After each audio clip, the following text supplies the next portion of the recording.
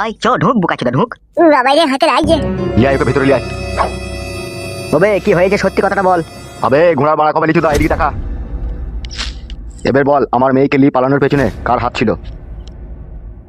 কি রে বাড়া মুখে ঘুর লেগে আছে নাকি? কার আছিল বল? এই ছোড়া কি বলছে?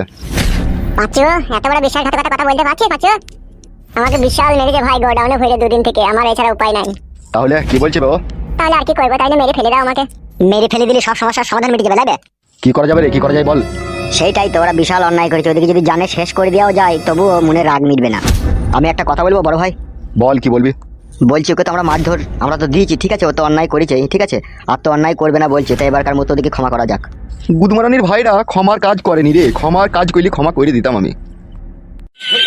তাহলে কি করবা ভাবছো? আমি ভাবছি তো অনেক গভীরে গিয়ে। তা সেটা কিরকম ভাবছো বড় ভাই? আমি ভাবছি পাঁচু তো আমার মেয়েকে ভালোবেসেছিল নাকি? পাঁচু ভালোবেসেছিল তো নাকি রে?